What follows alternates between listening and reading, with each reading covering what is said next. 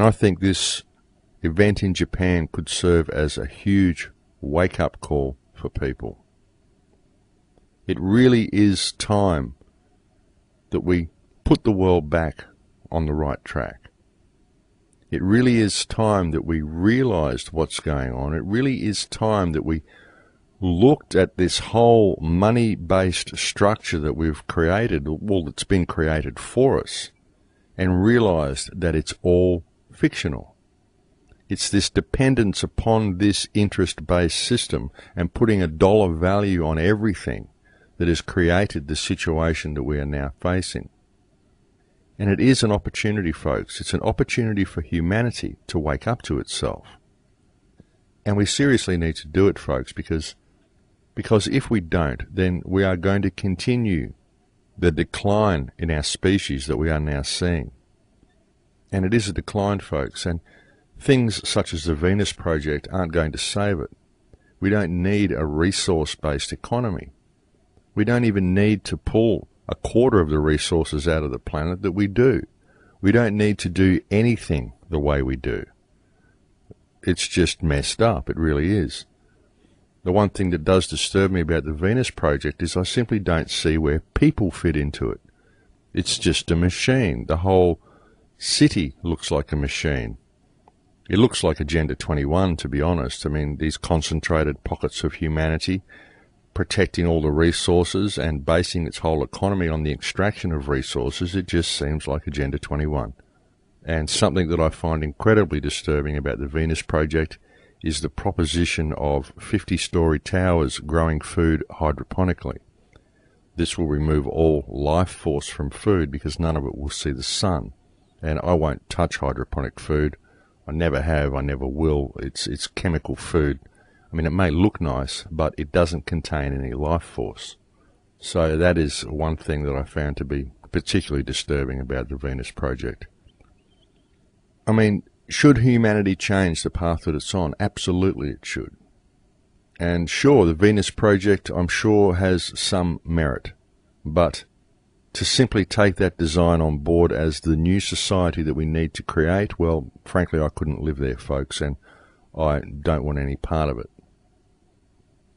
I prefer to be living in a food forest. I prefer to be simply granted a quarter-acre block from birth and be able to be free to build my food forest and house on that block, because that would then support me for the rest of my life.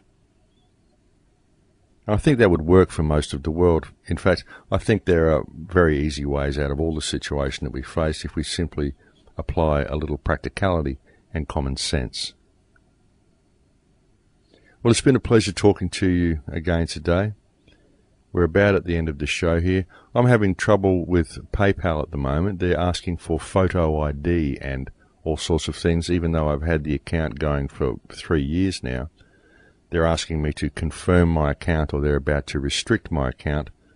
So it looks like the donations will have to stop for a while, folks, until I can sort out another way of setting something up, because I'm not going to give PayPal any photo ID. I'm simply not going to comply with their wishes. There are no photographs of me online, and I'm certainly not going to send a photograph to an online company that I've never met anybody in the company. I don't have any photographs of them, and so I don't see why they should have any photographs of me.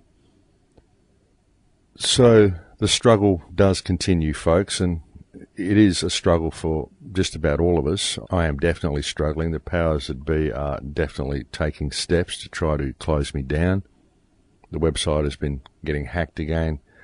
The difficulty that I'm now experiencing with PayPal, blah, blah, blah. There's all sorts of things. They try lots of methods, folks, but I will get back to you in another week, and I'll let you know where that stands. In the meantime, if anybody would like to make a donation, donations can now be made by mail, and you can send any donations to help to PO Box 1803, Byron Bay, New South Wales, Australia, postcode 2481, and that will just have to remain the website's source of income for the moment until I can sort out this PayPal situation. And thank you for the support that you have all shown me in the past. It has been very, very gratifying, and it is truly the only thing that has kept the website and the radio shows and the films and all the things that I do coming. It's the only thing that has provided any stability for the site at all. In fact, folks, I opened the Crow House and put everything up there for free as an experiment to see if there was any heart left in humanity. I truly believed that if I put myself in a position of unconditional giving, and if I was in my heart, and if the information that I was giving to people was my truth and was valuable and was helpful information, then the universe would give back, and the universe would ensure that I was looked after and would ensure that I was able to continue putting out this information. And you have all proved me to be correct. You've all proved to me what a difference can be made to this world simply by putting yourself in a state of service to the creation, and simply by treating others as if they are yourself. I've done it all for you. I've done it all for the people of the world.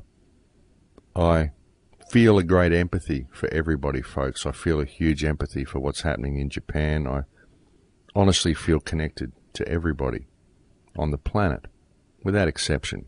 I even feel connected to the rulers of our planet, the psychopathic elites who are doing all this terrible stuff. I don't hate them, folks. I simply think they're polarized, and I believe that what they are doing is providing us with opportunities. So, thank you all very much for proving me to be correct in my assertions about how energy is reciprocated when energy that's given is pure.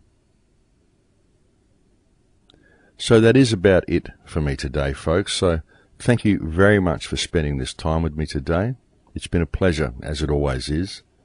Please take care in this troubled period that humanity finds itself in, and I'll look forward to speaking to you next week.